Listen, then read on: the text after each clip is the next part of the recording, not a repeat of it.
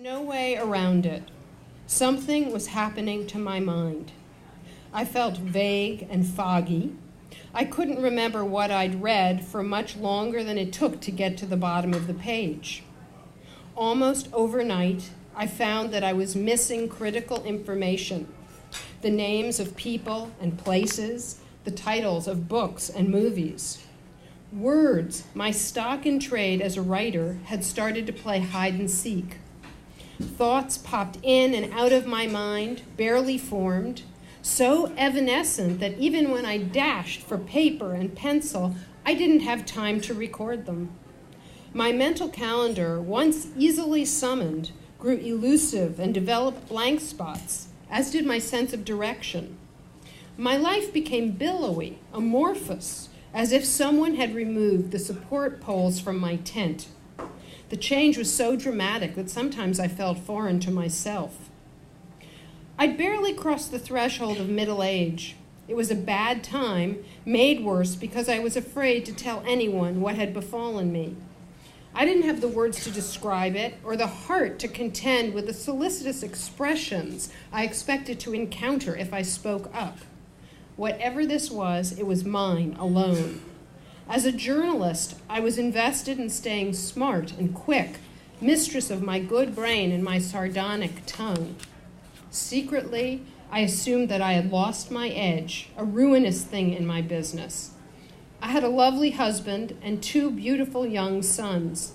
As rich as those blessings made me, my identity and my self-esteem depended on the quality of my thinking.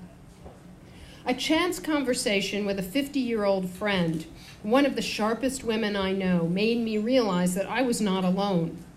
One morning, over coffee, she explained that she was quitting her job.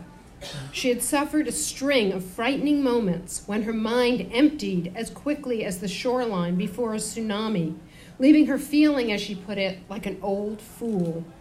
I'd seen my aunt hold up 2 index fingers, close her eyes, and ask me to wait while she worked her way through a senior moment.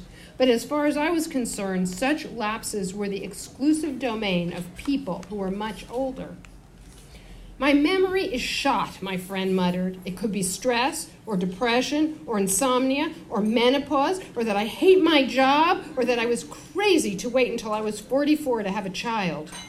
What I know is that I'm working with people who are 25 years younger than I am, and they will not cut me any slack. I don't know how bad it will get or how it will end, but I'll tell you one thing. I'd rather die than lose my mind. Within a few weeks, she stopped working and started taking Zoloft. Her psychiatrist was convinced that depression was to blame for her memory troubles. Although depression is often a catalyst for midlife memory impairment, it is not the only cause. Worth considering is the converse, the apparently sudden onset of cognitive troubles, with onerous implications in terms of aging and professional success, could be harrowing enough to bring it on. I could no longer visit her in the afternoon because she required a long daily nap. I watched her previously robust self-confidence disappear as her world contracted. Soon after, I went to the movies with my husband.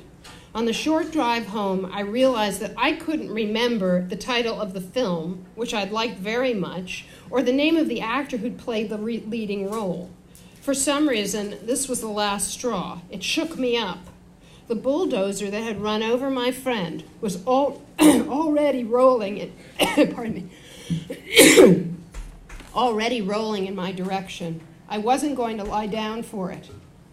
If there was some way to fight these alterations in memory and attention, to snatch my brain out of harm's way, I'd summon the gumption and I'd fight.